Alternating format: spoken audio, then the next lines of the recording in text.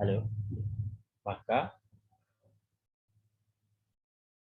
anggota tersebut dapat ditentukan dan secara otomatis anggota dari himpunan tadi akan memiliki nilai terkecil dan nilai terbesar. Nah, sifat kelengkapan dari himpunan bilangan real tadi ini membahas mengenai bilangan terkecil dan bilangan terbesar dari himpunan tersebut. Seringkali bilangan terkecil itu disebut sebagai batas bawah dan bilangan terbesar dikenal sebagai batas atas. Nah, berasal dari ide seperti itu, maka muncullah batas atas terkecil dan batas bawah terbesar yang kita kenal sebagai supremum dan infimum. Jadi ini saya hanya mengingatkan saja, karena ini sudah dibahas oleh Bapak Ibu sama Pak Prof yang sudah ahli beliau. Nah, maka muncullah definisi dari supremum dan infimum yang bisa kita lihat di notasi ini. Nah, ini Bapak Ibu. Jadi pada saat kita punya suatu himpunan S merupakan himpunan bagian dari bilangan real, maka supremum dari S ini dinotasikan dengan sub S, dan infimum, batas bawah terbesar infimum, dinotasikan dengan infimum dari S. Nah, pada kesempatan kali ini, kita akan membahas mengenai aplikasi dari supremum dan infimum tersebut. Kalau ini kan sama ya, sudah dibahas sama Pak Prof. Kalau contoh A ini menyatakan bahwa supremum dan infimum itu ada di himpunan tersebut. Ini juga contoh yang menyatakan bahwa supremum dan infimum ada di himpunannya, sedangkan contoh yang C, supremum dan infimum itu boleh tidak berada pada himpunan ini. Halo Bapak Ibu, suara saya masih terdengar gitu? Masih, Pak. Masih, Pak. Ya. Jadi bisa jadi ketika kita berbicara supremum dan infimum itu berada pada himpunan tersebut atau tidak berada pada himpunan tersebut. Kalau yang berada pada himpunan tersebut kita sudah jelas. Berarti dia memiliki batas bawah dan juga memiliki batas atas. Nah, batas atas terkecil inilah yang disebut sebagai umum. Sedangkan batas bawah terbesar inilah yang disebut sebagai infimum. Nah, kalau kita berbicara mengenai adanya supremum dan infimum itu pada himpunan, ternyata juga infimum dan supremum itu tidak ada pada anggota himpunan. Contoh ini, di mana X anggota bilangan real kurang dari 1, lebih dari 0. Nah, kalau ditanya berapa supremum dari S3 ini dan berapa infimum dari S3, tentu 0 ini tidak termasuk ke dalam anggota S3 dan 1 juga tidak termasuk ke dalam S3. Dan di sini kita tidak bisa mengatakan 0,00001 itu sebagai infimum, batas bawah terbesar, karena masih ada lagi yang lebih besar. Maka disinilah disebutkan bahwa batas bawahnya itu adalah 0. Nah, infimum dari S3 adalah 0. Is not contained in S3. Jadi tidak berada atau tidak menjadi anggota dari S3. Dari himpunan S3. Nah, kemudian supremumnya juga sama dengan 1, yang itu juga tidak menjadi anggota dari S3. Nah, dari sinilah kita mengetahui bahwa supremum dan infimum itu ada dua kemungkinan, dia bisa menjadi anggota himpunan tersebut dan juga tidak menjadi anggota himpunan. Nah, sekarang kita fokus pada aplikasi supremum dan infimum. Ini latihannya, itu sudah. Nah, ini.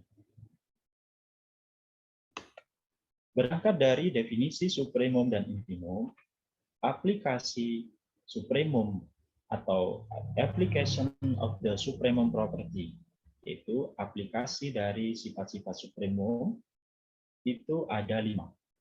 Yang pertama, aplikasi supremum yang berkaitan pada suatu himpunan dan sesuaian dengan sifat-sifat bilangan real, sifat-sifat aljabar bilangan real. Ini aplikasi yang pertama.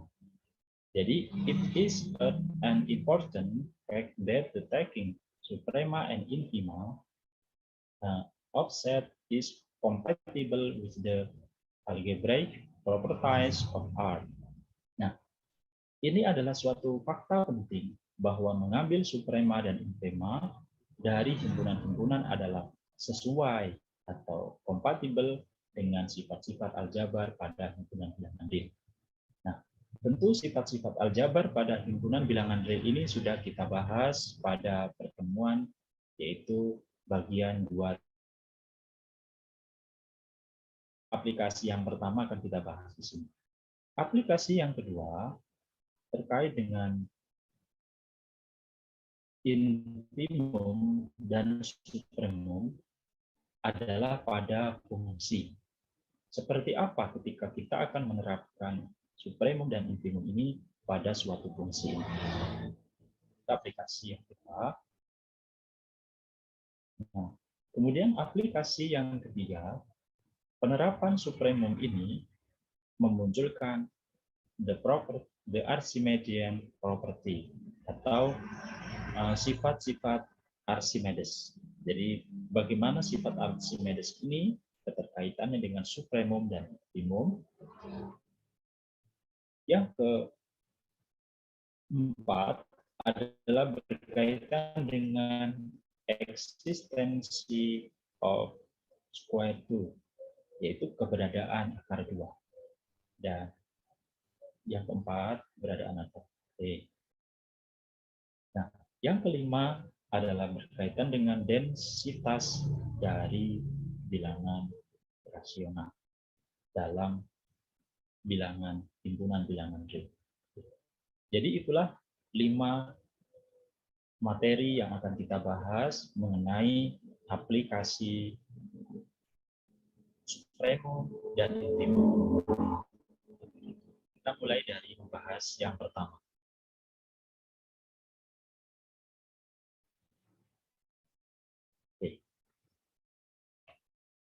We will now discuss how to work with suprema and infima.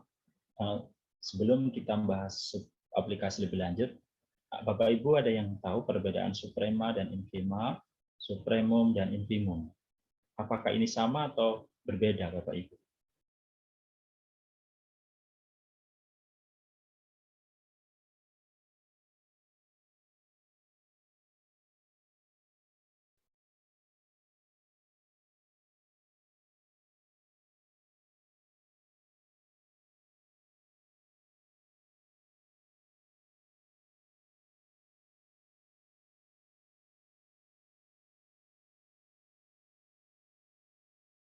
Oke. Istilah supremum dan infimum ini merupakan suatu bentuk jamak dari suprema dan infima. Jadi secara bahasa saja. Tetapi artinya bentuk jamak itu bukan berarti nilainya banyak, enggak. Supremum dan infimum itu adalah unik. Artinya supremum dan infimum itu memiliki nilai tunggal, pasti 1. Nah, ini sudah dibuktikan tentu ya pada pertemuan sebelumnya. Itu sifat keunikan dari supremum dan infimum. Nah, sebuah contoh as an the compatible of taking suprema and addition. Suatu contoh kita akan mempresentasikan di sini yaitu compatibility dari pengambilan suprema dan sifat penjumlahan. Nah, tetapi di sini kita akan memberikan suatu contoh sederhana. Katakan kita punya himpunan A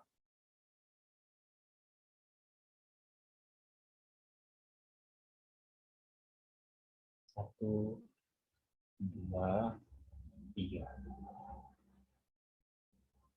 Nah, kemudian setiap anggota pada himpunan A ini akan saya tambahkan dengan 2. Jadi 2 kita tambah dengan A, tetapi ini harus kita definisikan dulu Bapak Ibu. Kenapa harus definisi? Karena kita tetapkan dulu di awal seperti apa ketetapan 2 ditambah himpunan A ini. Nah, di sini didefinisikan bahwa suatu bilangan A ditambah himpunan S didefinisikan A ditambah S, S anggota bilangan himpunan S. Jadi kita definisikan 2 ditambah anggota himpunan A. Sehingga 2 ditambah A sama dengan 2 ditambah 1, 4, dan kemudian 2 ditambah 3, 5. Nah, baik. Sampai di sini Bapak Ibu ada yang mau didiskusikan atau ada yang ingin ditanyakan?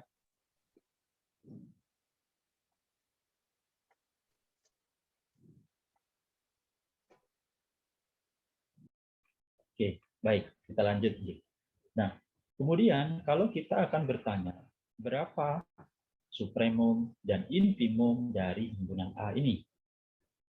Supremum dari himpunan A berapa Bapak Ibu? 3. Ya, karena himpunan A ini memiliki nilai terbesar adalah 3, batas atas terkecilnya ini maksudnya nilai terbesarnya, maka supremum dari A adalah 3. Sedangkan infimum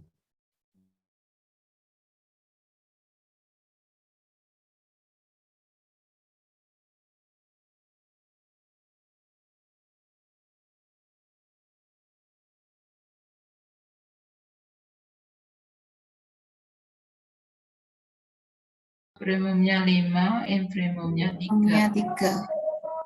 berarti supremum ditulis begini 2 ditambah 2 sama dengan berapa? 5. Nah, Kemudian infimum 2 ditambah maaf ya Bapak Ibu, saya laptop saya soalnya bukan touchscreen, jadi saya pakai lama dulu 3. Nah, mari kita kaitkan antara nilai supremum 2 ditambah A dengan nilai supremum A. Supremum 2 ditambah A dengan nilai supremum A. Maka keterkaitannya adalah supremum 2 ditambah A itu sama dengan A ditambah atau 2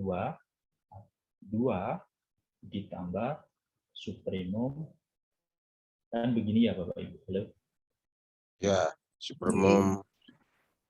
Nah, jadi pada saat ya, oke, kan hasilnya ini 3, ini 5, tapi ini secara intuitif. Nah, dengan demikian bahwa disinilah ketika kita mengambil suprema, yaitu supremum dan operasi penjumlahan dengan bilangan real A ini anggota bilangan real, maka supremum dari anggota bilangan real suatu konstanta ditambah A itu sama dengan A ditambah supremum dari himpunan A. Nah, maka muncullah ini. Nah, jadi asal mulanya ini bisa dipahami ya Bapak Ibu. Halo? Nah, Oke, Pak. Oke, Pak. Oke, Pak. Oke. bagaimana kalau pengurangan? Apakah ini akan berlaku supremum A negatif S itu sama dengan A dikurangi supremum S? Ya, berlaku nggih Bapak Ibu? Halo? Nah, mengapa demikian? Karena pengurangan itu pada dasarnya adalah operasi penjumlahan dengan lawan bilangannya atau input tadi. Sehingga di sini tidak dibahas. Nah, maka ini bagian yang ini itu adalah suatu teorema. Nah, ini teorema, cuma di sini tidak dituliskan. Karena dia penulis buku ini benar-benar matematika banget ini. Nah, kalau saya belum, saya masih harus melakukan representasi menggunakan contoh-contoh seperti ini untuk memahami ini. Sehingga dari contoh yang sudah kita gunakan tadi, maka muncullah teorema ini. Ini jadi teorema yang harus kita buktikan. Saya clear itu. Let S be a non-empty subset of R that is bounded above, and let A be any number in R. Define the set A plus S, A plus S elemen S. We will prove that. Jadi secara umum teorema ini berbunyi begini.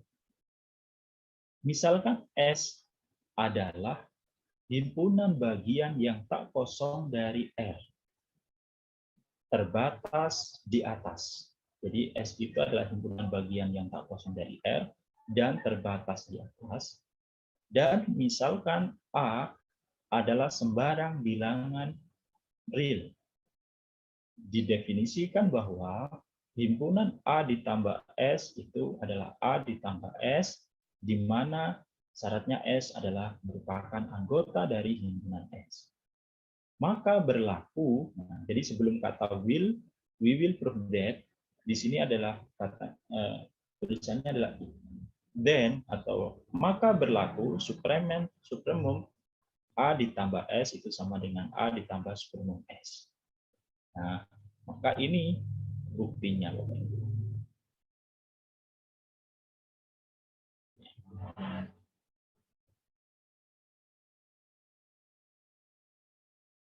Nah, inilah kita mengambil sifat supremum dan penjumlahan.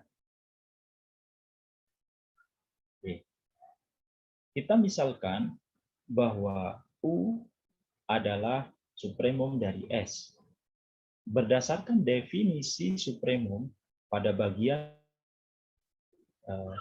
2.3, bahwasannya apabila U itu adalah supremum dari S, maka ada X sedemikian hingga X itu kurang dari sama dengan U.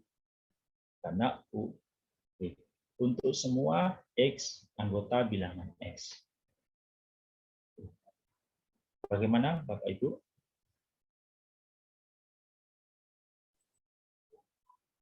Oke, siap. Takoni. Oke. Ya, gimana Pak Saleh? Oke, monggo. Sebentar Pak, tanya dulu. Itu tadi Iya. saya membayangkan kalau di garis bilangan A plus Z A plus S itu seperti kita geser ya. Ditranslasikan gitu ya. Oke.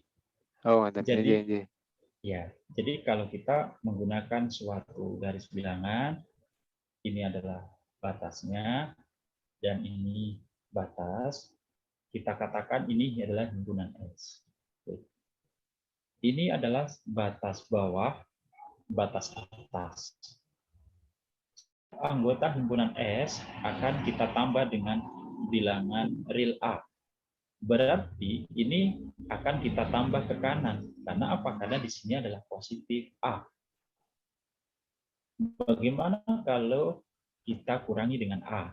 Berarti ya ini akan menjadi ke kiri. Setiap anggota himpunan S ke kiri. Begitu. Oke, paham. Monggo Bapak Ibu. Baik. Nah, kita akan membuktikan apakah supremum A ditambah S sama dengan A ditambah supremum S. Misalkan U S, maka ada X kurang dari U. Mengapa ini Bapak Ibu? Berdasarkan Definisi Ya. suprimum ya. definisi supremum.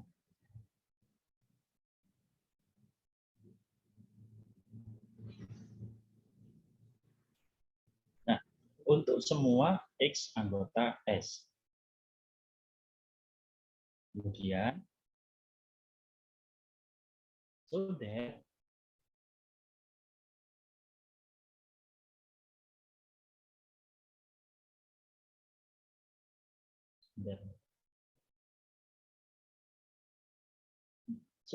atau jadi ketika kita punya X dan U, kita sama-sama menambahkan dengan bilangan A yang tak nol, maka akan diperoleh A ditambah X kurang dari sama dengan A ditambah U.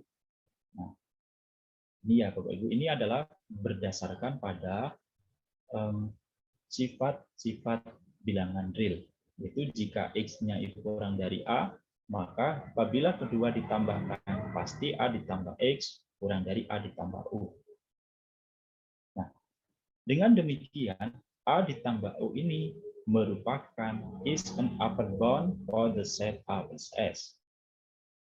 Akan sebagai batas atas. Upper bound, batas atas. Jadi A plus U adalah batas atas dari himpunan A ditambah S.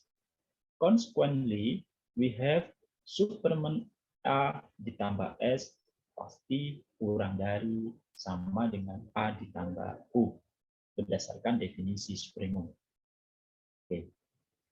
Nah, ini kita tulis sebagai persamaan satu. Dari sini Bapak Ibu. Jadi kita sudah memperoleh persamaan satunya ini.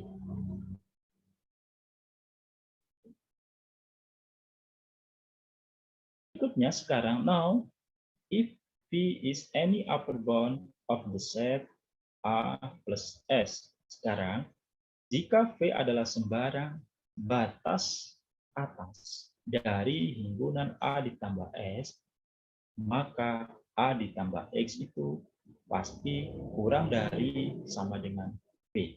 Jadi V-nya adalah batas atas, pasti ada X ditambah A yang kurang dari sama dengan V. Untuk semua X anggota S. Definisi dari batas atas. Nah, kalau kita punya supremum berarti batas atas kecil. Consequently, maka dengan menggunakan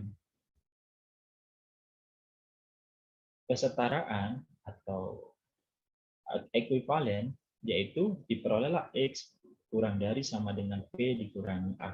Jadi ini kalau kita ngajar mungkin ini dipindah begitu ya, sederhana. Tapi memang itu adalah kita sebut sebagai sifat kesetaraan atau ekuivalen. For all X anggota S. Jadi untuk semua X anggota S. Nah, dari bentuk ini, maka kita tahu bahwa V min A itu adalah batas atas dari S. Dengan demikian, karena V min A batas atas dari S, maka U tadi yang dimisalkan batas atas itu sama dengan supremum S kurang dari sama dengan V dikurangi A. Oke. Dengan memberikan we give us A plus U kurang dari V, jadi A plus U ini adalah kurang dari V, maka U kurang dari sama dengan V dikurangi A. Karena V adalah batas atas dari A ditambah S, kita dapat mereplace V, mengganti V dengan supremum A plus S. Jadi dari bentuk ini, karena V batas atas, kita menggantinya menjadi yang bentuk bawah.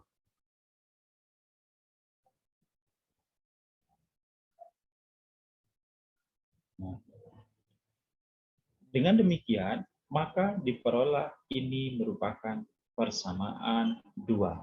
Oh maaf, pertidaksamaan dua. Ini pertidaksamaan satu dan pertidaksamaan dua. Dengan mengkombinasi dua pertidaksamaan tersebut, yaitu supremum A ditambah S kurang dari A plus U. Nah, ini kurang dari supremum A ditambah S, maka kita bisa memperoleh bentuk seperti ini. Yaitu apa? Supremum A ditambah S sama dengan A ditambah U sama dengan A ditambah supremum S. Dari sini Bapak Ibu ada yang mau didiskusikan dulu?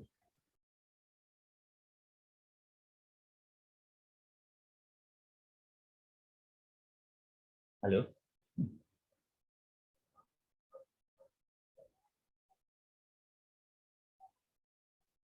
Supremum A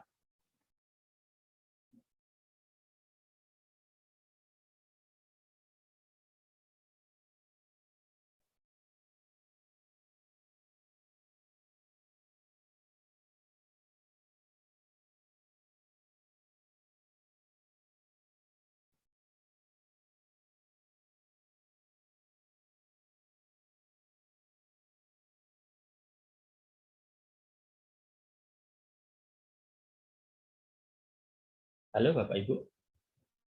Halo? Oke, Pak Yaya. Nah, berdasarkan sifat ini disebut dengan sifat apa Bapak Ibu? Jadi kalau saya punya A itu kurang dari sama dengan B, kemudian B kurang dari sama dengan A, maka dari bentuk ini diperolehlah bahwa A itu sama dengan B. Nah, ini sifat apa Bapak Ibu?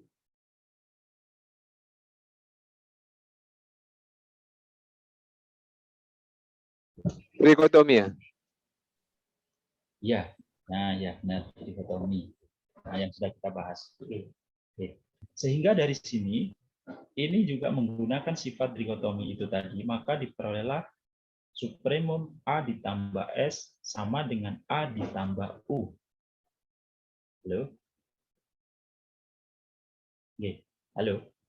Ya kan? Kan dari sini, dari persamaan 1 dan persamaan 2, berarti tanda pertidaksamaannya ini menjadi tanda sama dengan, yaitu supremum A ditambah S, supremum A ditambah S, sama dengan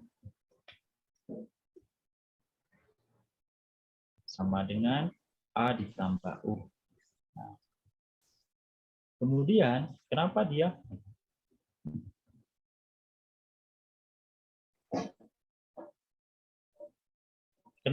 tiba-tiba menjadi A ditambah supremum S? Berarti U-nya ini diganti dengan supremum S. Seperti yang dimisalkan ini, bahwa U sama dengan didefinisikan sebagai supremum S. Sehingga terbukti bahwa supremum A ditambah S itu sama dengan A ditambah supremum S. Jadi ini sudah kita buktikan. Oke. Nah, itu berlaku pada supremum dan penjumlahan. Apakah hal ini juga berlaku pada infimum dan penjumlahan? Oke.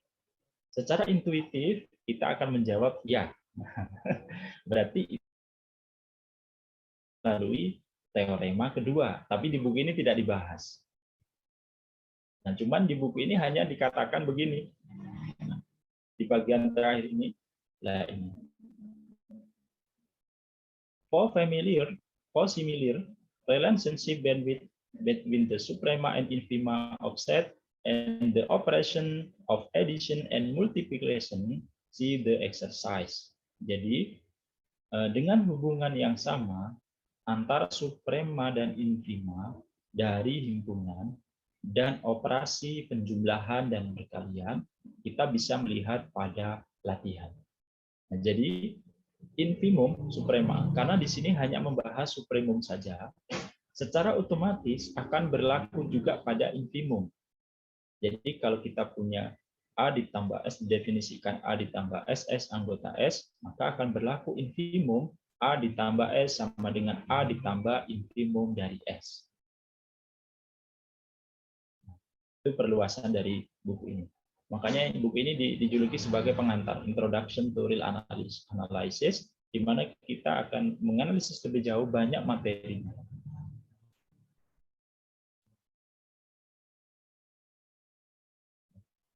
Baik, Bapak Ibu, saya clear. Oke.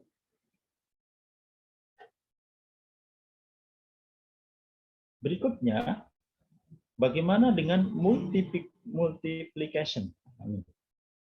Jadi sebelum kita, apakah ini juga berlaku bahwa kita punya supremum karena multiplication, anggap ada buku lain dia tidak menggunakan notasi A untuk menyatakan bilangan real, yaitu dia menggunakan C karena dianggap sebagai konstanta. Sehingga apakah supremum A dikali himpunan S itu akan menghasilkan A dikali dengan supremum S? Bagaimana menurut Bapak Ibu? Kalau A-nya positif benar. Ya, kalau A-nya negatif, salah. A-nya negatif salah. Oke. Kalau baik, kita akan mencoba memberikan contoh ya, Bapak Ibu. Belum bukti dulu. Jadi kita akan memberikan suatu contoh tadi. Katakan kita punya himpunan A, tapi definisinya sama ya, Bapak Ibu. Definisinya kita sama seperti ini. Artinya kalau A dikali S, berarti kita definisikan dengan yaitu AS begitu, di mana S dari himpunan S. Sama definisinya. Katakan saya punya himpunan A, 1, 2, 3. Kemudian, ini saya punya A adalah 2, dan saya punya B sama dengan negatif 3. Berarti supremum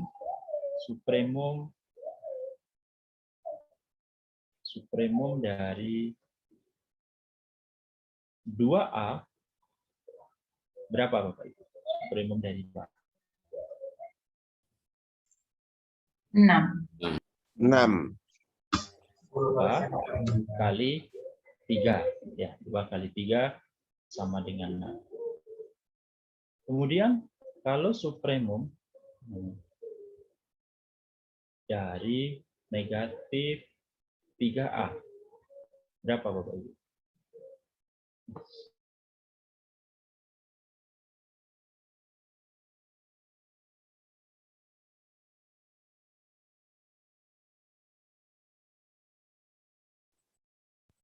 Negatif 3. Atau negatif 1? Oh, supremumnya. Negatif 3. Iya, maaf, negatif 3. Negatif 3. Berarti ini tidak berlaku jika A-nya negatif. Kenapa? Karena kalau kita tulis supremumnya ini berarti sama dengan negatif 3. Kalau kita kali supremumnya 3, maka sama dengan 3. Nah, ini tidak berlaku. Ya, benar kata Pak Holil. Secara intuitif kita mengakui bahwa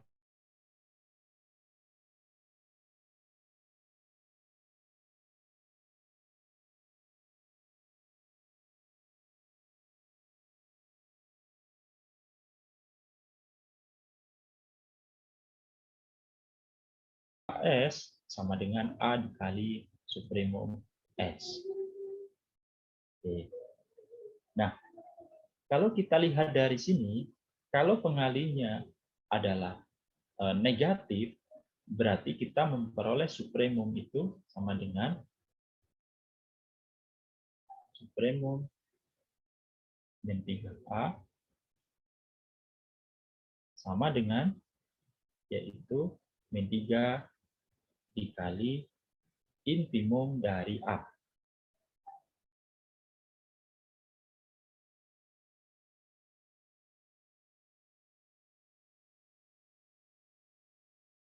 Oke.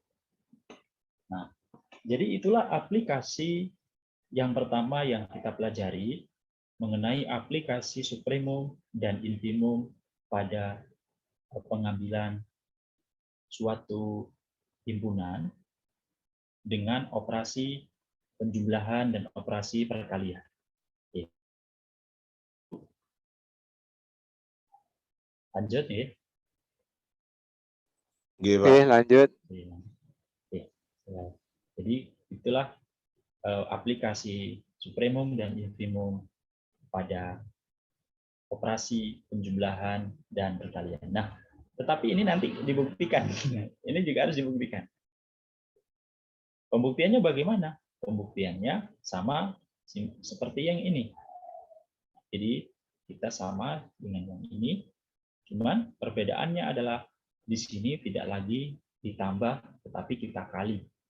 Jadi X ini kita kali A, yaitu AX, kemudian kurang dari sama dengan AU. Nah, jadi menjadi AU. Kenapa begini? Karena A-nya adalah harus persyaratannya adalah positif. Itu bilangan bulat positif. Jadi dia tidak pilih 0 dan tidak negatif. Kalau negatif nanti tandanya berubah. Sehingga kalau tandanya berubah, nah, maka ini juga akan dibuktikan. Jadi kalau kita punya supremum AS dengan A ini negatif, maka supremum AS sama dengan A dikali infimum dari S. Nah, makanya tandanya nanti berubah kalau A-nya negatif. Nah, inilah bukti yang bisa Bapak Ibu gunakan di sini. Hampir sama seperti ini pembuktiannya. Perbedaannya dari penjumlahan diubah menjadi perkalian. Saya lanjut dulu ke berikutnya. Masih penjumlahan tentang penerapan supremum dan infimum pada himpunan. Jadi belum ke fungsi Bapak Ibu. Nah, ini yang B.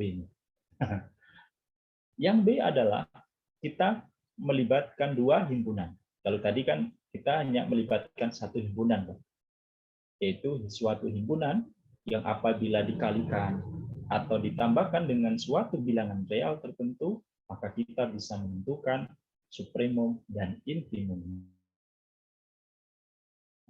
Kalau aplikasi supremum dan infimum ini kedua himpunan, if the suprema and or infima of two set are involved, it is often necessary to establish result into stakes, working with one set at a time. Jika suprema dan atau infema dari dua himpunan yang akan dipertimbangkan, ini terbuka kemungkinan untuk dua tahap. Nah, bekerja dengan satu himpunan adalah yang sudah kita bahas. Jadi bekerja dengan one set at time, bekerja dengan satu himpunan itu sudah ada, sebenarnya sudah kita bahas sebelumnya. Sekarang kita akan bekerja dengan dua himpunan. Ini adalah suatu teorema, Bapak Ibu. Jadi ini adalah teorema.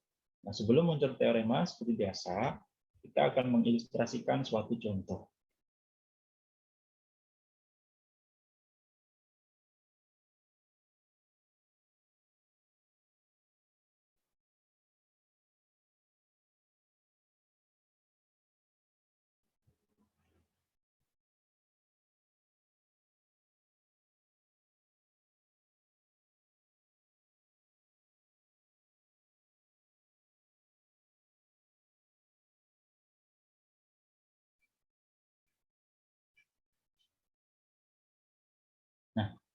Berapa infimum dari himpunan A, Bapak Ibu? Infimumnya adalah 1. Tuh, kemudian supremumnya adalah 3. 3. 3. Berapa infimum dari himpunan B? 3. Supremumnya 5. 5. Jika kita amati anggota setiap himpunan A dengan anggota setiap himpunan B diperoleh bahwa katakanlah kita punya anggota himpunan A itu saya misalkan A itu kurang dari sama dengan anggota himpunan B. Jadi semua anggota himpunan A itu harus memenuhi syarat A kurang dari sama dengan anggota pada himpunan B, maka berlaku bahwa supremum himpunan A itu pasti kurang dari infimum himpunan B. Bagaimana, Bapak Ibu? Nah, ini. Kurang dari atau kurang dari sama dengan? Maka ini juga merupakan suatu teorema. Jadi ini teorema. Nah, ini bukan contoh, ini teorema yang harus dibuktikan. Jadi dari contoh ini tadi, kita bisa membuat suatu konjektur atau dugaan bahwa jika ini suppose that E and B are not empty subsets of R that satisfy the property. Nah, E less than or equal B for all E element E and all B elemen D. Misalkan A dan B adalah himpunan yang tak kosong, himpunan bagian yang tak kosong dari R yang memenuhi sifat A kurang dari atau sama dengan B. Jadi harus memenuhi ini. Untuk semua A anggota A, jadi untuk semua A ini anggota himpunan A, dan untuk semua B anggota himpunan B harus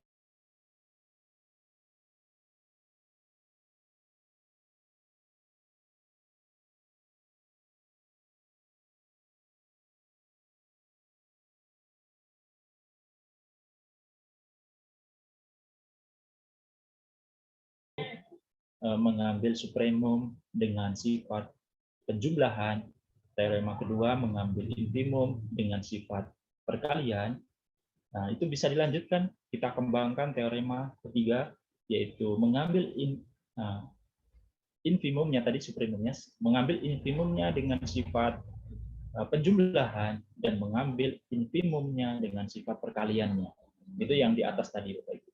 Nah, sekarang kita akan berbicara tentang dua himpunan. Jadi tidak lagi berbicara satu. Kalau yang di atas kita berbicara satu himpunan dengan ditambah atau dikali dengan bilangan real. Sekarang kita berbicara dengan dua himpunan. Apabila A merupakan anggota dari himpunan A ini kurang dari B yang merupakan anggota dari himpunan B, maka berlakulah teorema supremum A kurang dari sama dengan infimum B. Nah, buktinya ini. Ini buktinya. Nah, kalau ini contoh saja. For given B elemen B, kita langsung ya bahasa Indonesia. Diketahui B anggota dari himpunan B dan A anggota dari himpunan A dengan syarat A kurang dari atau sama dengan B. Jadi ini adalah diketahui. Nah, karena merupakan syaratnya. Ini berarti bahwa B adalah batas atas dari himpunan A. Nah, berdasarkan syarat ini, berarti B ini merupakan batas atas dari himpunan A. Berdasarkan definisi supremum. Jadi, supremum dari A itu pasti kurang dari sama dengan B. Next, karena persamaan terakhir ini untuk semua B anggota, nah pertidaksamaan terakhir itu maksudnya yang ini. Nah ini, jadi setelah diperoleh bentuk ini, kita tahu bahwa B-nya itu adalah supremum dari A, kita tulis supremum dari A, maka kurang dari sama dengan B. Nah, ini menunjukkan bahwa supremum A ini adalah lower bound dari himpunan B. Jadi supremum A ini adalah batas bawah. dari himpunan B. Nah, sehingga kita bisa menyimpulkan bahwa supremum dari A itu kurang dari sama dengan infimum dari B. Halo Bapak Ibu. Oke, Pak Yayan. Ya, silakan Bapak Ibu kalau ada yang mau didiskusikan terkait implementasi atau penerapan supremum dan infimum pada dua himpunan sekarang.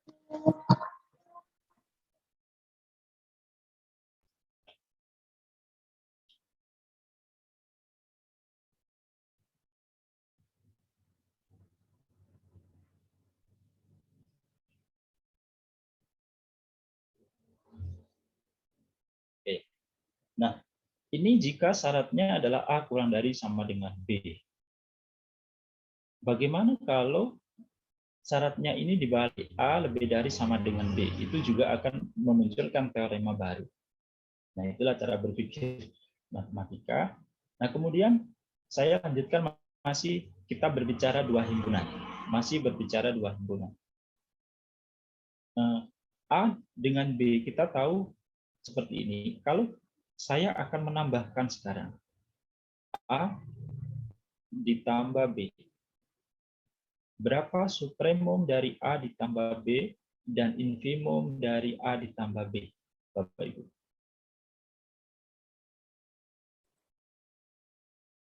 Himpunannya tetap ini. Supremumnya Nah, 8. didefinisikan. Supremumnya 8, infimumnya 4.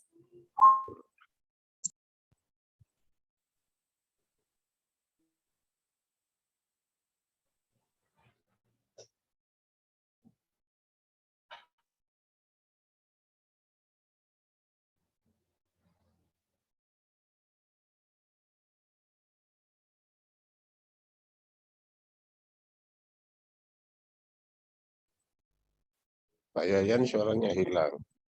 Iya. Ini harus didefinisikan dulu, Bapak Ibu. Iya, halo. Definisinya begini.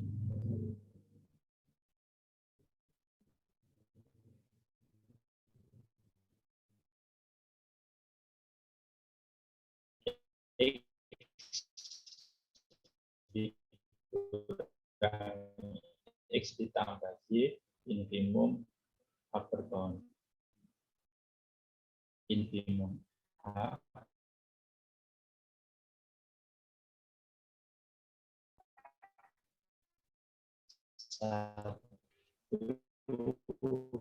Putus-putus Pak Yayan.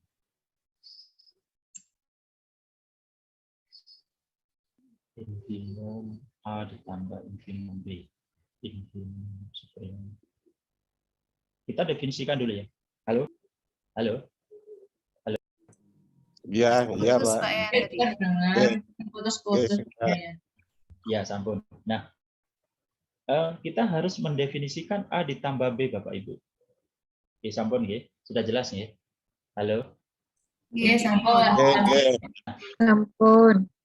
Kalau kita punya harus didefinisikan dulu. Nah, ini kebetulan sama anggotanya. Kalau ini enggak sama anggotanya gimana? 1, 2, 3 misalnya B-nya 3. Begitu penjumlahannya berarti bagaimana? Nah, makanya kita akan mendefinisikan A ditambah B dulu.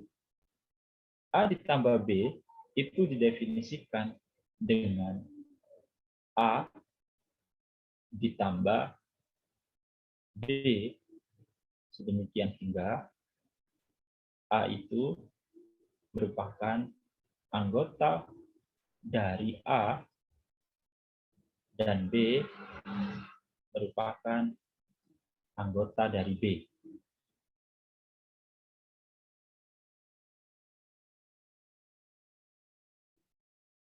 Nah, ini definisikan seperti ini. Berarti kalau kita punya A ditambah B untuk himpunan ini, berdasarkan definisi, maka diperoleh berapa Bapak Ibu anggota dari A ditambah B ini, anggotanya? 9 dikurangi bilangan yang sama. 9. 9 dikurangi bilangan yang sama. Nanti kan ada yang kembar. Lah. Berdasarkan definisi ini, Pak. A ditambah himpunan B itu didefinisikan A ditambah B, di mana A itu setiap anggota dari himpunan A dan B adalah merupakan anggota dari himpunan B. Berarti berdasarkan definisi ini adalah 1 ditambah 3, 4. Kan begitu? Oke. 1 ditambah 4, 5. Iya. Ya. 1 ditambah 5, 6. 6. Oke. 2 ditambah 3, 5 ada. 5. 5 sudah diwakili. 2 2 tambah 4, 6. Sudah. 2 tambah 5, 3 ditambah 5, 7. 8. 3 tambah Ya. 5, 3 tambah 7 7, dulu. ya. 8. 2 7 ditambah dulu, 5. Pak. 2 ditambah 7 5, dulu, Pak. 7. Oh iya. Ya. Oh iya. 7. Kemudian ini 8. Sampai 7 ya berarti ya, Bapak Ibu ya. 8. Sampai 8, Pak. Itu terbalik, Pak. 4, 5, 5, 6, 7. Urutannya. Nah, ini kalau nulis terbalik salah apa benar, Bapak Ibu? Tidak salah. Iya. Berarti tidak salah. Kenapa tidak salah? Apa? Ya, Himpunan tidak mengenal urutan. Iya. elemen Karena tidak berurutan. ya, karena di dalam himpunan itu Bapak Ibu, entah 7-nya di depan, 5-nya ditulis 5 kali, 6-nya ditulis 6 kali, itu sama. Jadi tidak mengenal urutan Bapak Ibu ya. Nah ini. Oke. Sehingga 4, 5, 6, 8, 7. Maka supremum dari A ditambah B ini adalah 7. Supremumnya adalah 7. Oh maaf, 8. 8, Pak. 8. Iya, 8. Sedangkan infimumnya adalah 4. ya, 4. Infimumnya A. Jadi kita sekarang sudah berbicara tentang 2 himpunan aplikasinya. Nanti banyak waktu. Infimum dari A ditambah B adalah 4. Nah, coba mari kita kaitkan dengan hasil supremum A ditambah B ini dengan supremum A dan supremum B. Maka kita memperoleh bahwa supremum A ditambah B itu berarti sama dengan supremum A Supremum B. ditambah Ditambah Supremum B.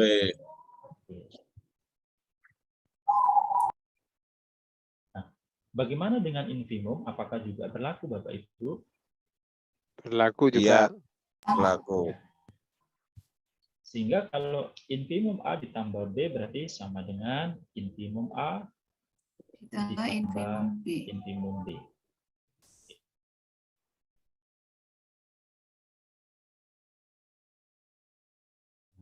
Maka kita sudah memperoleh teorema keberapa ini? 1, 2, 3, 4, 5, 6. Nah, tidak ada teorema di sini, tapi kita memperoleh teorema sendiri. Jadi ini teorema ke-6. Tentu hal ini membutuhkan pembuktian secara matematis.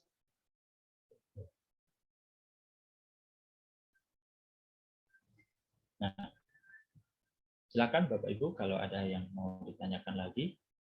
Nah, sekarang sebelum kita membuktikan ini,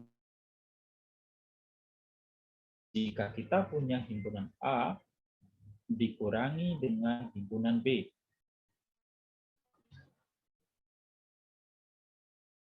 dengan catatan bahwa ya ini sama ya, definisinya berarti adalah A dikurangi B.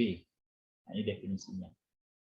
Dengan semua A itu anggota dari elemen A dan B elemen dari anggota B.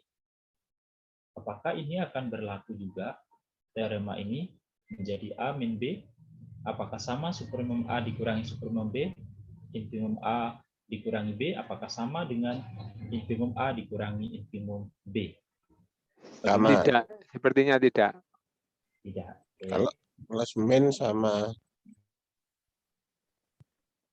Kalau plus min Kalau maksudnya? Ya. Halo? Ini mungkin kalau B-nya itu ada bilangan negatif, itu mungkin berbeda. Mungkin ya. Mungkin Kalau berbeda itu B-nya, kali. Ada yang negatif. saya akan, kalau ini sama ya Bapak Ibu ya, kalau AB ini kan sama ya, Ya, untuk semua positif, sama, bilangan positif, iya sama. sama. A positif, Sekarang, B positif sama. Oke. iya, oke. Sekarang saya akan kasih sesuai permintaan Abah Holil. Saya kasih negatif di sini. Nah, negatif ini.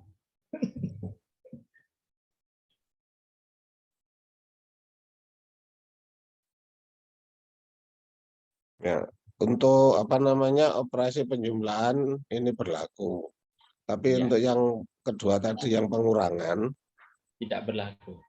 untuk yang pengurangan, nah jika ada bilangan B yang negatif, nah ini mungkin tidak berlaku, mungkin gitu loh.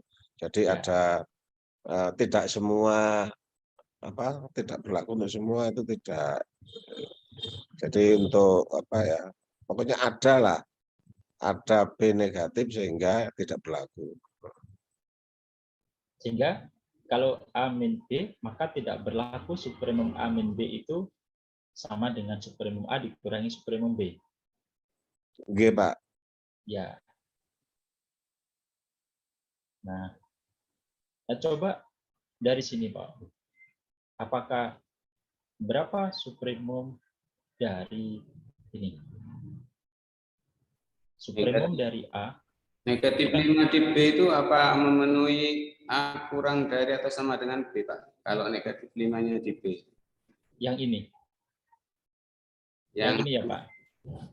Kan yang Pak yang tambahkan negatif 5 di B. Oh, ini. Nah, ini ceritanya begini. Pertama, kan positif semua. Pertama, ketika kita punya anggota himpunan A itu positif, dan anggota himpunan B ini adalah positif, maka A min B ini benar, berlaku.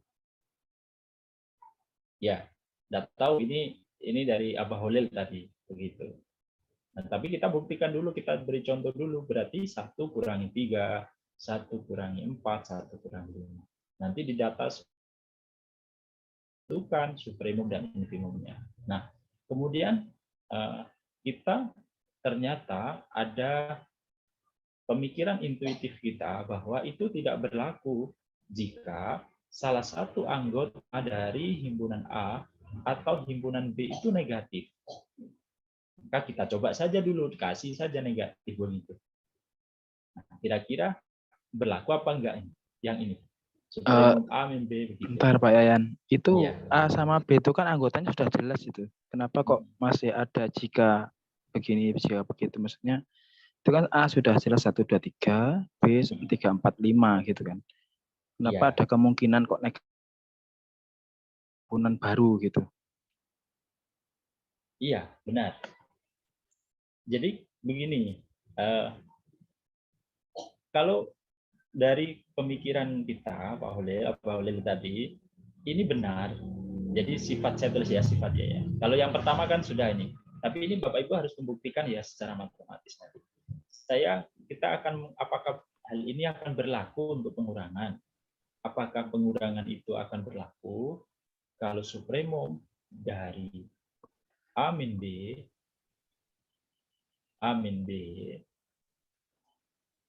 nah itu sama dengan supremum A dikurangi supremum B.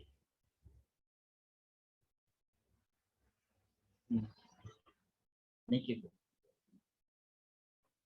Nah, apakah berlaku, Pak? Kalau menurut saya tidak berlaku, Pak. Supremum A min B ini intuitif saya aja. Supremum A min B itu sama dengan supremum A dikurangi infimum B. Sepertinya begitu. Ya, oke. Ya, setuju.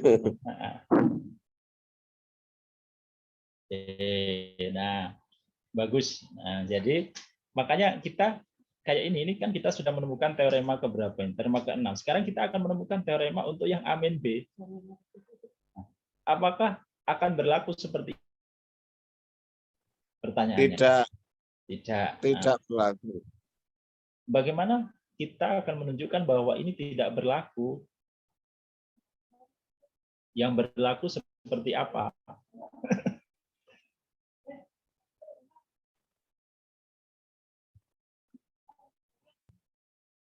Kalau dalam contoh ini supremumnya itu kan menjadi 0. Jadi supremumnya A 3, kemudian dikurangi infimumnya B 3, hasilnya sama dengan 0. Disilang. Supremum dan infimum jadi Ya. silang malah pengulangannya. Ya. Ya. Sehingga di sini akan menjadi berapa, Pak? Ini menjadi supremum A dikurangi Infimum B. Infimum B. Infimum B. ya, ya infimum B. Kenapa Pak kok Nah, begitu Pak? berarti kita Enggak, maksudnya Nah, kok supremum A dikurangi infimum gitu, B gimana, kenapa? Kok muncul seperti itu dasarnya? Masih Karena intuitif cross tapi bisa persilangan. dibuktikan. Persilangan Apa? Pak Pandi. Nah ya, kenapa bisa muncul, Pak? Kenapa disilangkan gitu maksudnya? Itu Nah, didefinisikan itu loh, Oh, definisi. didefinisikan nggih.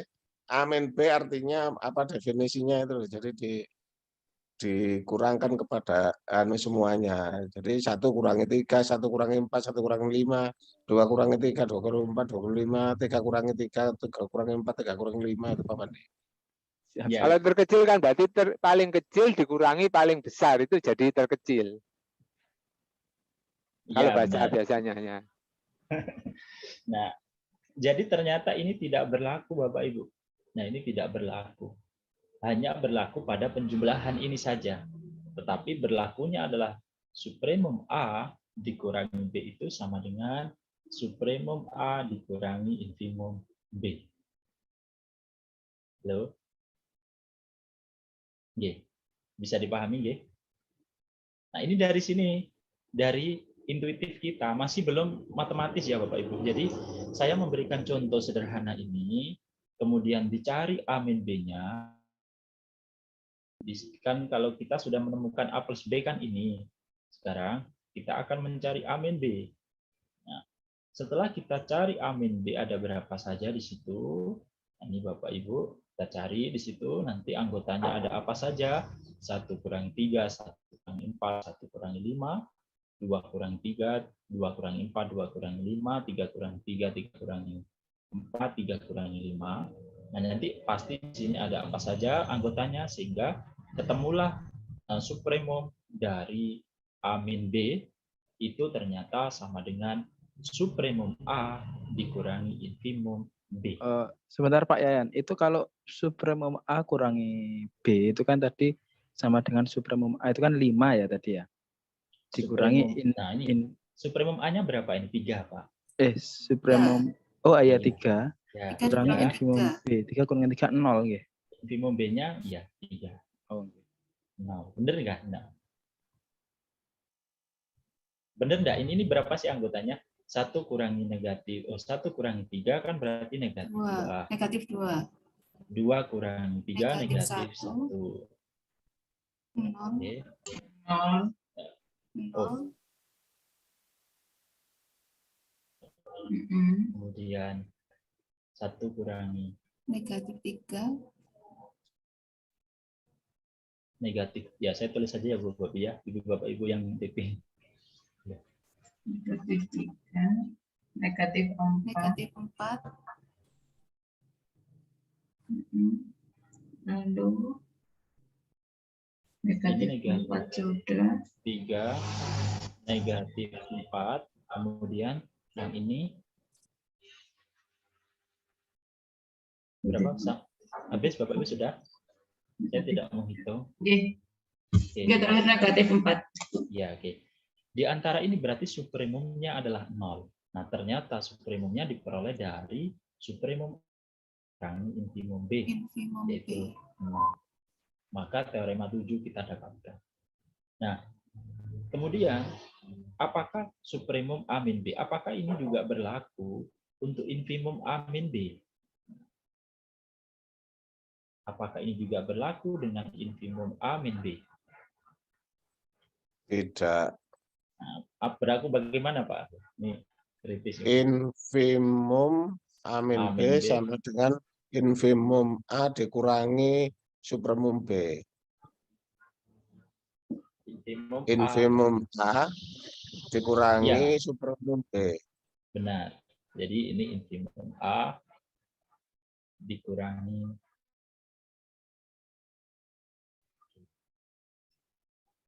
Nah, jadi inilah yang sudah kita bahas pada kesempatan kali ini mengenai aplikasi supremum dan infimum pada dua himpunan.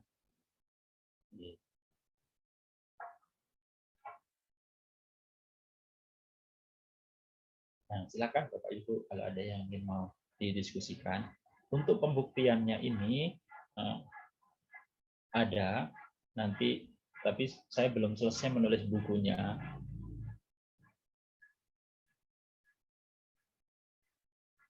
Nah, bagaimana Bapak Ibu? Jadi kita sudah mempelajari tentang dua materi keterkait aplikasi supremum dan infimum pada satu himpunan dan operasi pada bilangan real. Itu pertama penjumlahan dan perkalian.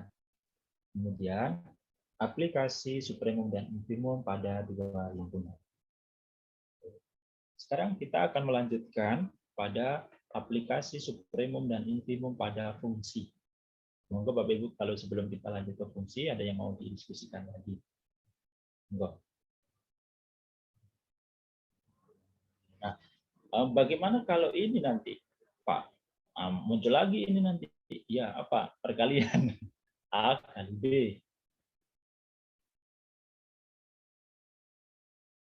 Nah, oke.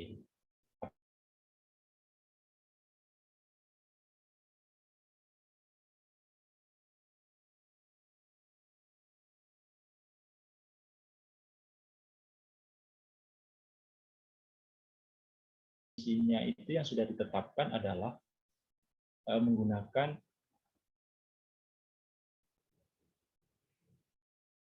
himpunan pasangan berurutan, Bapak Ibu. Halo? Sehingga karena A kali B ini didefinisikan sebagai himpunan pasangan berurutan, yang di mana himpunan pasangan berurutannya adalah A, B. Kan begini ya Bapak Ibu ya, perkalian dua himpunan ini ya. Di semester 1 Bapak Ibu sudah masuk bagaimana perkalian kartesian dari dua himpunan. Perkalian kartesian atau kali ini dari dua himpunan itu adalah A, B, di mana A itu adalah anggota A, B, anggota B, himpunan pasangan berurutan. Nah, sehingga perkalian kartesian ini, kalau definisinya seperti ini, dia tidak bisa ditentukan supremum dan infimumnya. Mengapa demikian? Karena himpunan ini adalah himpunan dari kartesian, bukan himpunan dari suatu bilangan yang ada batas atasnya dan ada batas bawahnya, sehingga ada supremum dan infimum. Nah, tetapi ada perkalian lain, yaitu perkaliannya menggunakan perkalian dot, tidak lagi menggunakan perkalian cross, yang biasanya cukup ditulis dengan AB. Nah, AB ini akan didefinisikan yaitu AB. AB. Nah, jadi begini. Dengan syarat A anggota himpunan A dan B anggota himpunan B.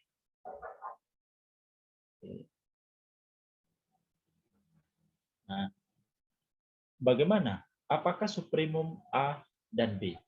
Dan bagaimana infimum dari A kali B? Nah, ini Bapak Ibu. Silakan ini Bapak Ibu analisis di rumahnya masing-masing. Artinya ada tugas lagi. Tugas yang pertama, bagaimana kabarnya Bapak Ibu? Nilai mutlak Halo? Suara saya terdengar Bapak Ibu? Terdengar. Oke, terdengar. Nah, beginilah. Jadi mata kuliah analisis real ada membawa berkah. Berkahnya ini. Nah, bagaimana supremum A dan B-nya dan bagaimana infimum A dan B-nya. Oke. Nah, ini sebagai oleh-oleh Bapak Ibu. Dapat oleh-oleh lagi.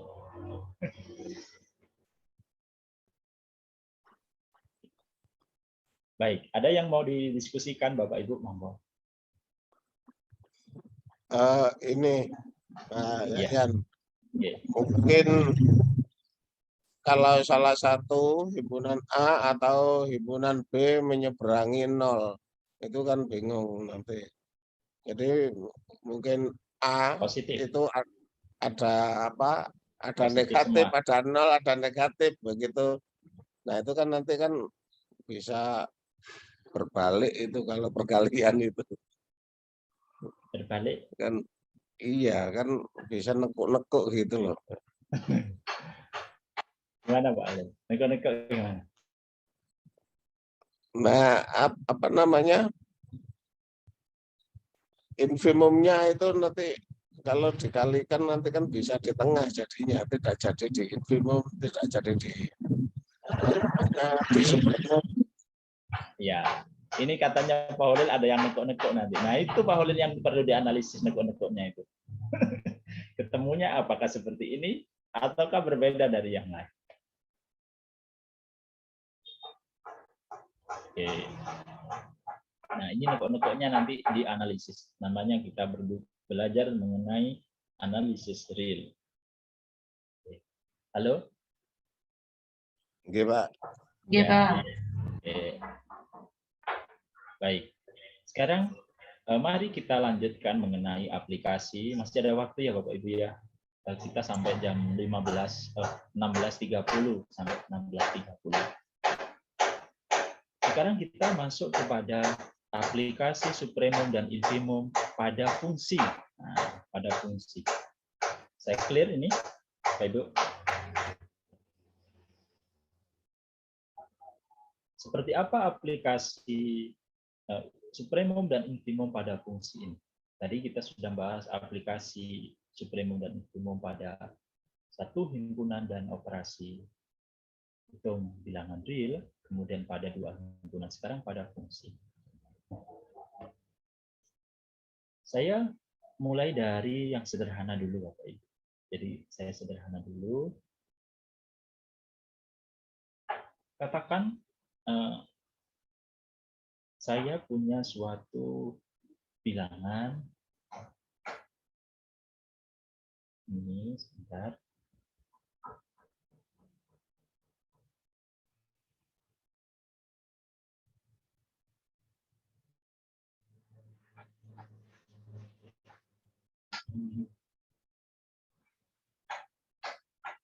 Nol sampai 1, 0.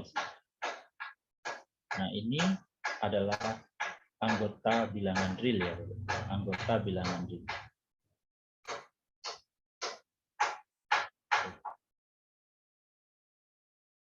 Nah, kemudian ada fungsi x, fx.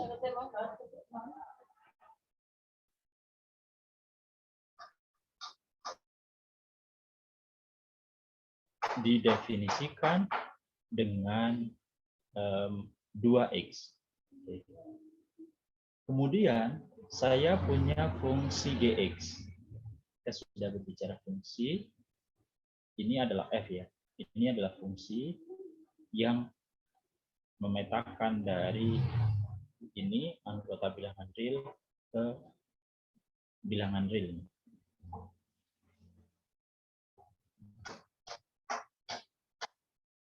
Oke, didefinisikan ini. Gx sama dengan 2x plus 1. 2x plus 1. Nah, kalau kita punya fx sama dengan 2x, berapa nilai terkecil dan nilai terbesar dari fx dengan x-nya adalah 0 sampai 1. Terkecilnya 0, terbesarnya 1. Terbesarnya 2.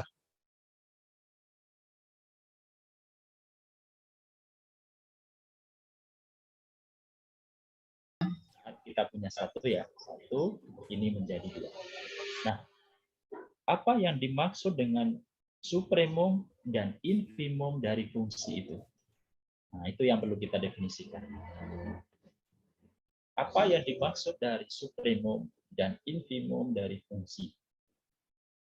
Nah, yang dimaksud supremum dan infimum dari fungsi itu adalah nilai fungsi tersebut.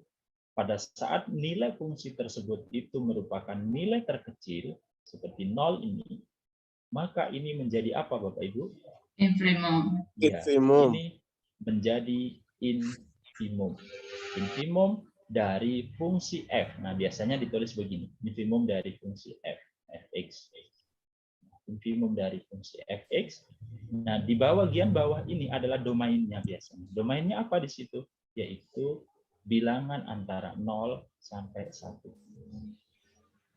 Oh, ada domain. Nah, ya, makanya di sini ada domain ini, X anggota domain ini. Jadi sebelum bahas ini saya beri pengantar dulu Bapak Ibu. Oh. Ya, kita beri pengantar dulu. Nah, sehingga infimum dari fx ini dengan domainnya adalah 0 sampai 1, itu adalah berapa nilai adalah 0. Ya, ini ya. Sedangkan nilai terbesar ini menjadi apa Bapak Ibu? Supremum. Iya, ini menjadi supremum. Nah, itulah penerapan supremum dan infimum pada fungsi. Oke, sampai sini ada yang mendiskusikan Bapak Ibu?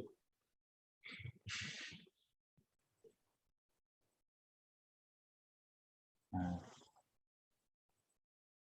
sama dengan 2. Maka kalau ada pertanyaan berapa infimum dari Gx berarti Bapak Ibu? Infimum Gx itu berapa? Infimum Gx 1. Dan supremum Gx sama dengan 3. Iya, 3. Nah, berarti kita sudah memahami apa yang dimaksud infimum dan supremum dari fungsi. Maka masuklah kita akan membaca ini. Nah, sebelum kita membahas mengenai masuk dulu, ada lagi selain di pengantar ini. Pertanyaannya begini, apakah semua fungsi memiliki supremum dan infimum? Apakah semua fungsi itu memiliki supremum dan infimum? Tidak. Ya. Kenapa, Abah Holil? Fungsi itu Y sama dengan C. Y sama dengan konstanta. Fungsi konstan itu. Ya. Berapa supremumnya dan berapa infimumnya? Sama. Ya, C. Infimum dan supremumnya sama. C. Ya.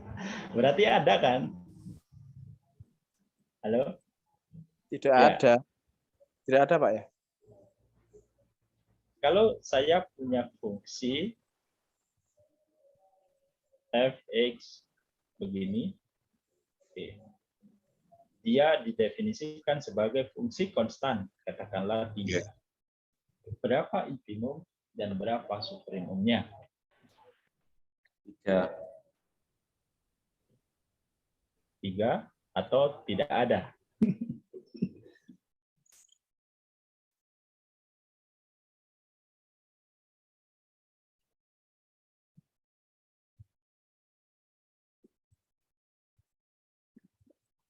Infimum sama dengan supremum. Sama dengan 3.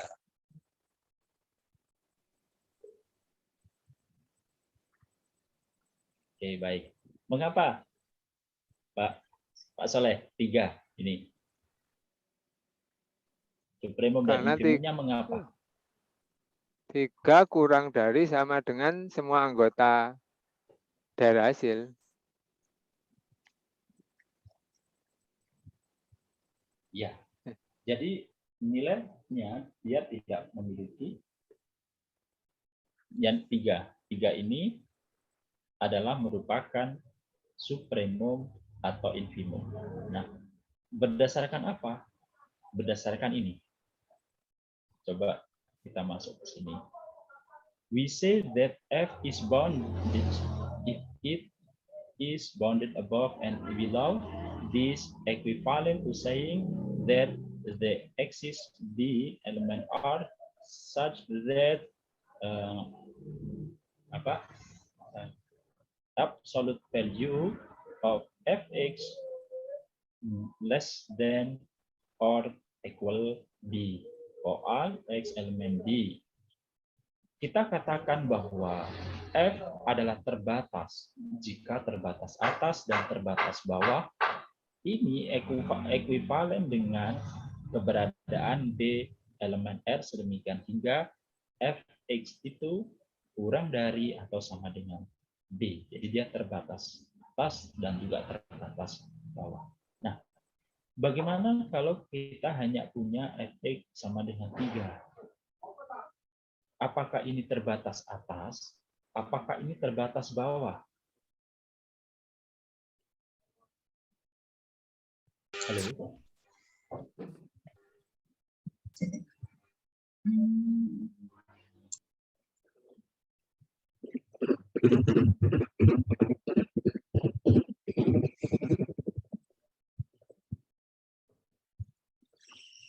Terbatas atas bawah. Teratas, ya. Ini adalah terbatas atas bawah. Ya 3 itu Bapak Ibu. Oke. Nah, sehingga kalau kita punya seperti ini, maka 3 itu bisa dikatakan sebagai supremum dari supremum sama dengan infimum karena dia punya satu anggota. Jadi nilai supremum sama dengan infimum karena dia punya satu anggota. Berarti dia memiliki supremum juga sekaligus memiliki infimum kalau Iya. fungsi konstanta ya Pak ya? Ya.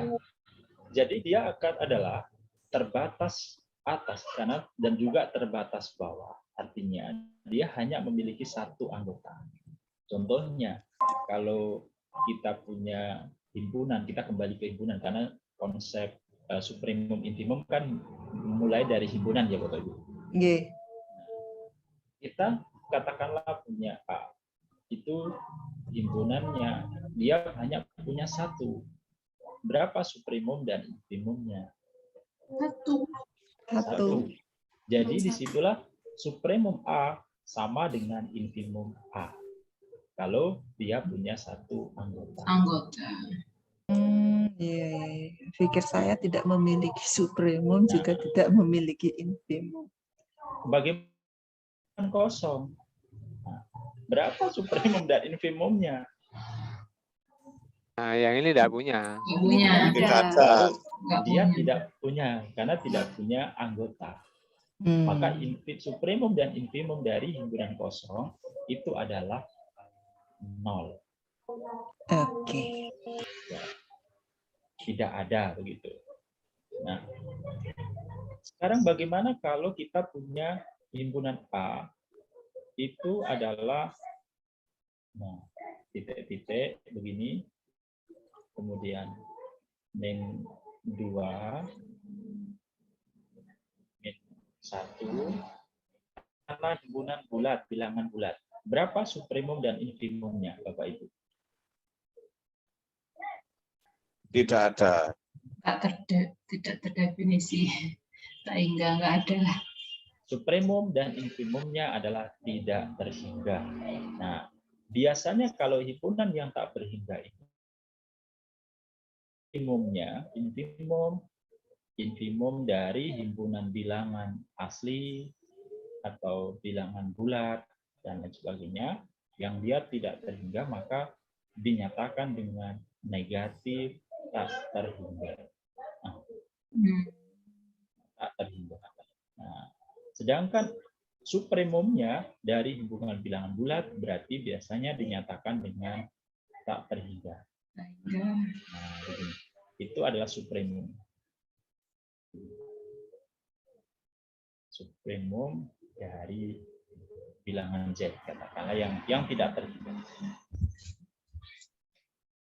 Nah, kita kembali kepada konteks aplikasi supremum dan infimum pada fungsi. Jadi dari himpunan kita kembali ke fungsi tadi. Jadi di sini kalau dilihat dari kategori himpunan ini tadi, berarti suatu fungsi, apakah fungsi itu bisa berhingga atau bisa tak berhingga? Halo? Ya bisa berhingga, bisa tidak. Iya. Berhingga juga Bisa keduanya. Ya. Bisa keduanya. Nah, maka kalau contoh fungsi yang tak berhingga itu apa, Bapak? Contohnya.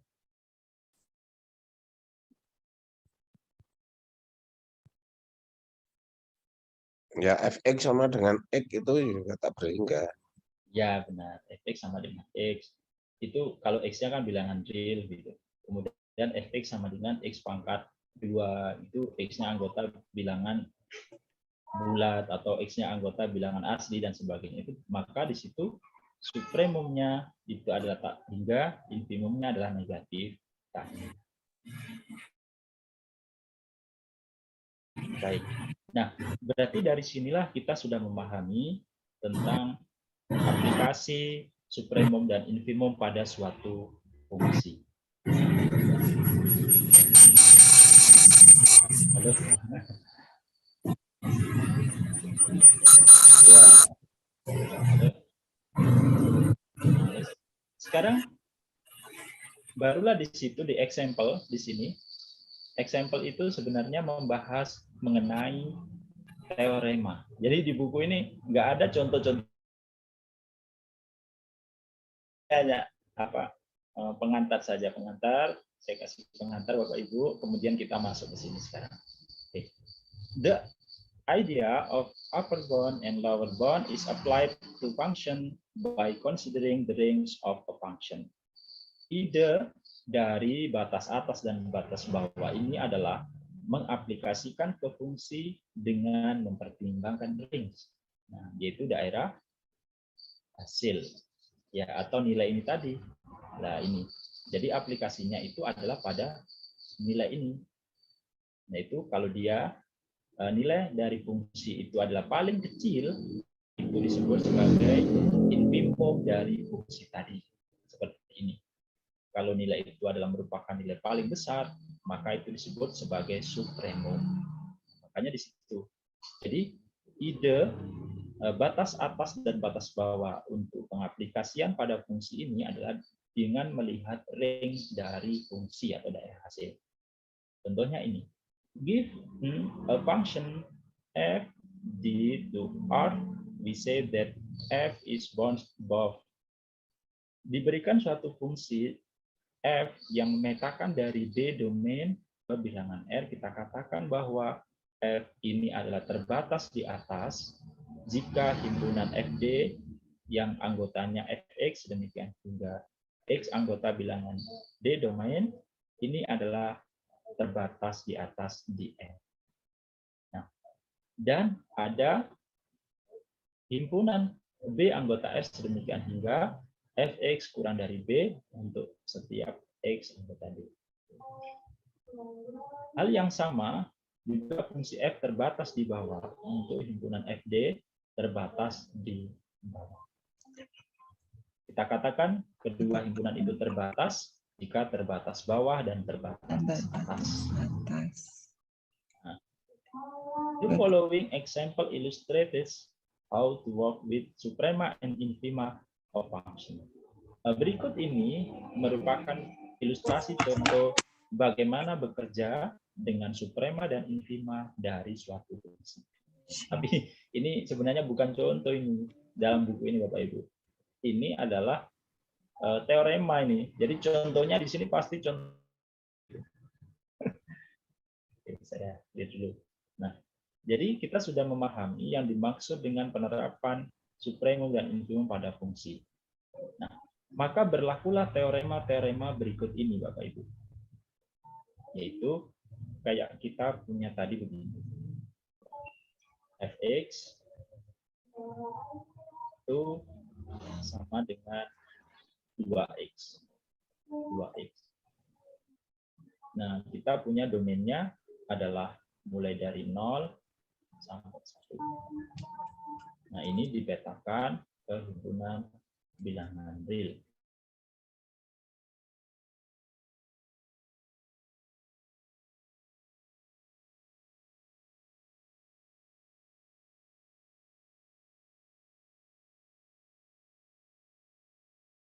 Ini sama dengan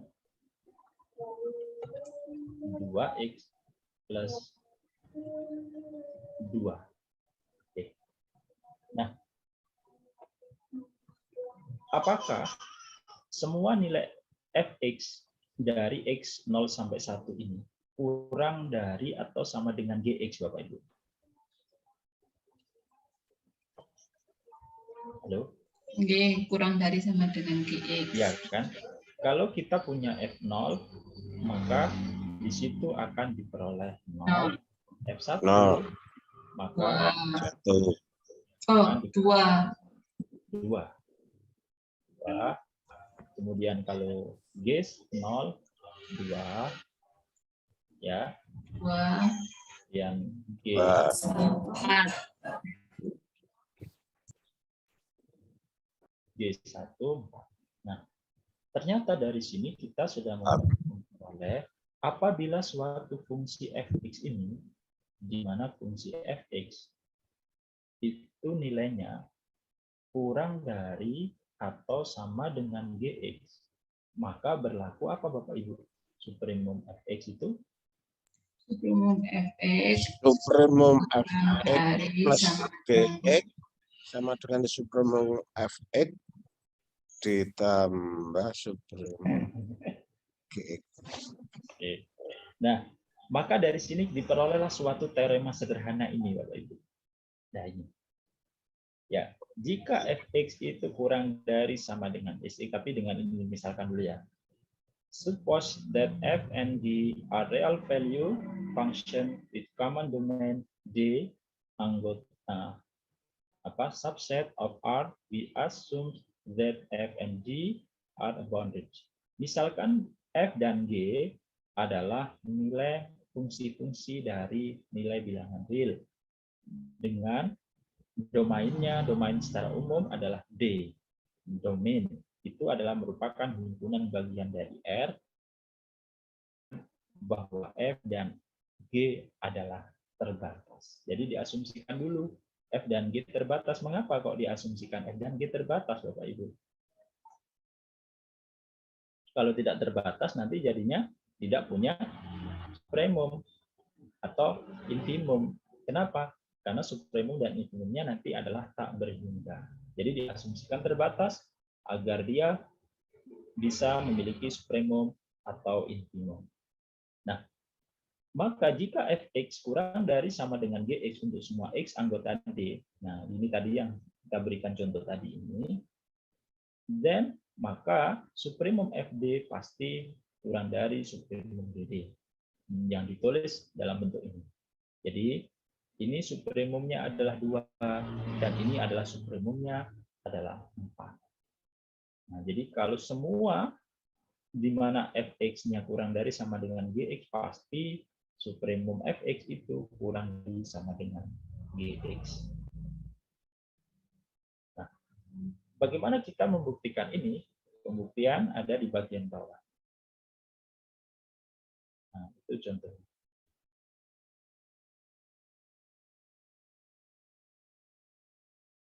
Nah, ini jadi kita sudah memperoleh teorema keberapa ini?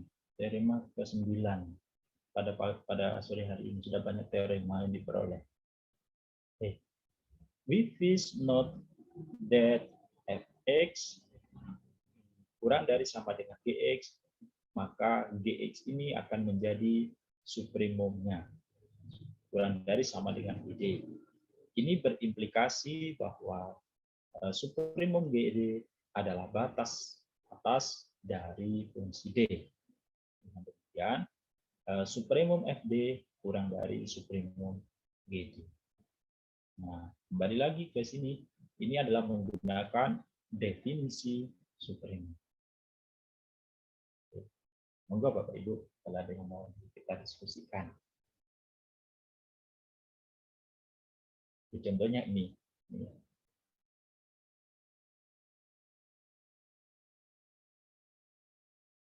Jika fx didefinisikan x kuadrat dan gx didefinisikan x dengan domainnya terletak antara 0 sampai 1. Nah, ini domainnya biasanya ditulis dalam bentuk tanda kurung Kurawak, tanda kurung begini, kurung apa namanya? Kurung tertutup namanya.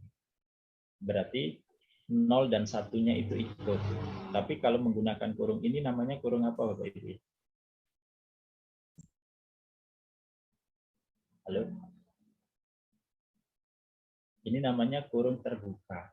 Jadi kalau ada tanda sama dengannya ini, biasanya dinyatakan dalam bentuk kurung tertutup begini. Nah, seperti tadi yang kita berikan contoh. Nah, sama dengannya hilang, maka menggunakan yang ini. Artinya 0 dan 1 dia tidak ikut di anggota himpunan.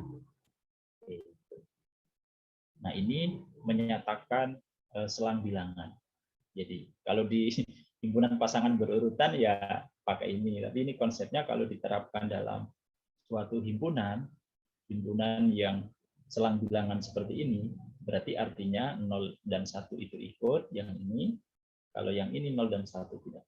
Sehingga ini ikut. Oke. Dengan D didefinisikan ini, maka fx pasti kurang dari sama dengan gx. Benar ya Bapak Ibu ya? Benar. Benar. Kenapa benar? Contohnya setengah kuadrat seperempat, ini adalah setengah. Pasti kurang dari seperempat. Ya. Untuk semua X anggota domain. However, we say that supremum fungsi f dari domain D tadi, nah itu sama dengan 1, dan infimum dari GD itu sama dengan 0. Karena supremum GD sama dengan 1, maka kesimpulan bagian A itu terpenuhi. Maksudnya ini ya Ibu, yang ini itu. Bagian A terpenuhi. Nah, selain itu di sini jika ini juga supremum infimumnya. Oke. The proof proceed the two step in sample 2.4.1, the leader will read out the tail the argument. Oke. Jadi itu adalah fungsi-fungsi penerapan supremum dan infimum pada suatu fungsi. Kita lanjut. Monggo Pak Oleh, ada yang mau didiskusikan lagi? Belum ada. Halo? Belum ada, Pak. Maka di latihan ini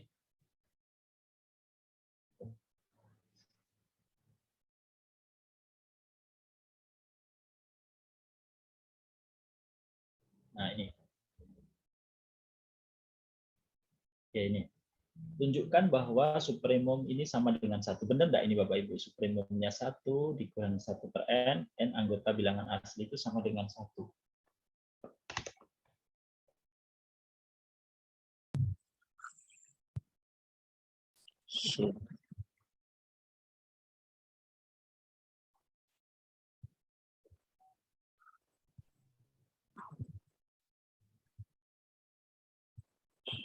Kayaknya benar itu. Mengapa benar Pak Oleh? Itu kan N itu sampai tak terhingga 1/n itu mendekati 0. Ya. Berarti supremumnya 1 dikurangi mendekati 0.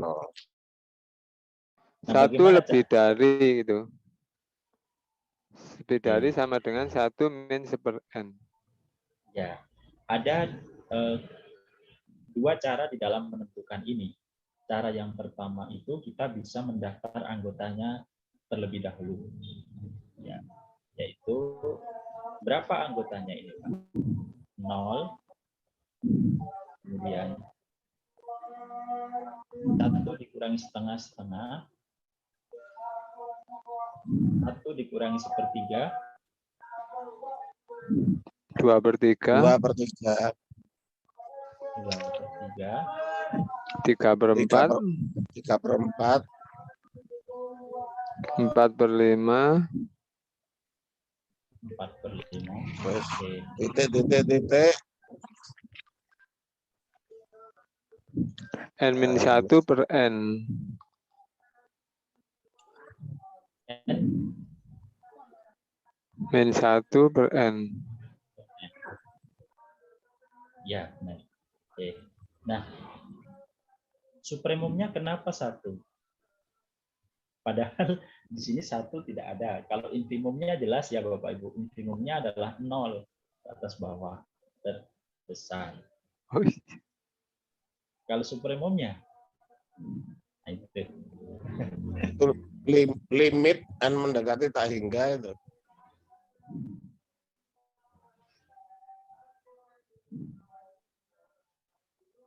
Oke. Bilangan ini seolah-olah dia akan semakin kecil atau menuju ke angka 1 Bapak Ibu. Menuju ke angka 1 kan ya. Halo? Oke, menuju angka 1. Nah, sama halnya seperti yang sudah kita pelajari pada sebelumnya, bahwa bahwa supremum dan infimum itu tidak harus selalu berada pada himpunan itu. Contohnya, ketika kita punya himpunan B dengan X sedemikian hingga 0, ini X lebih dari 0 kurang dari 1. Maka infimumnya adalah 0 dan supremumnya adalah 1. Nah, disinilah bahwa supremumnya adalah 1. Mengapa? Karena dia akan mendekati 1 meskipun tidak mencapai 1. Nah, disitulah akan muncul yang namanya konsep limit nanti. Oke. Jadi dia tidak pernah mencapai gitu. Meskipun seolah-olah mencapai gitu ya. Tapi jangan difilsafatkan ya itu Bapak Ibu. Jadi kan kita kadang berpikir begini. Apa sawang sinawang. Kita menganggap orang itu lebih enak daripada kita. Ya belum mencapai begitu. Itu masih terus berusaha orang itu. Oke. Ini dari matematika. Jadi itulah infimumnya mengapa supremumnya mengapa 1 karena dia akan menuju kepada angka 1. Sehingga disitulah bahwa supremum dengan 1. Itu materi mengenai aplikasi supremum dan infimum pada himpunan. Nah, kita kalau ke atas, ini latihannya nanti bisa dicoba.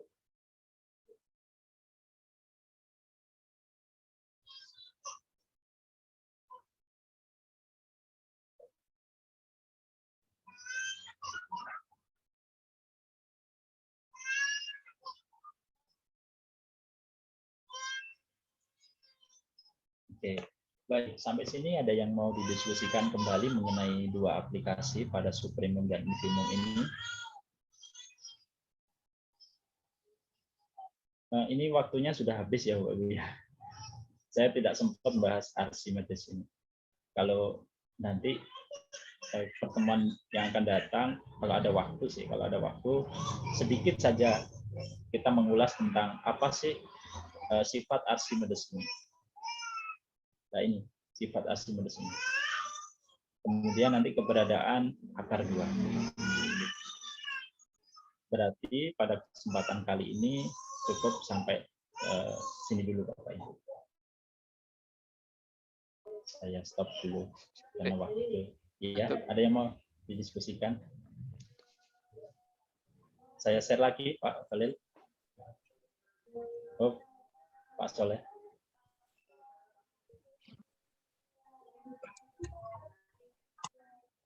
Sampun cekap, Pak. Oh, sampun.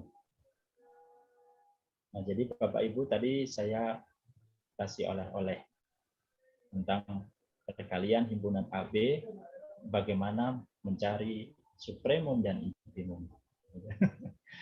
Iya. Biasanya kan Bapak Ibu guru itu murah hati memberi hadiah pada siswa. Baik, demikian perkuliahan pada kesempatan kali ini mengenai aplikasi dari supremum dan infimum. Kurang lebihnya saya mohon maaf. Mari kita tutup dengan berdoa.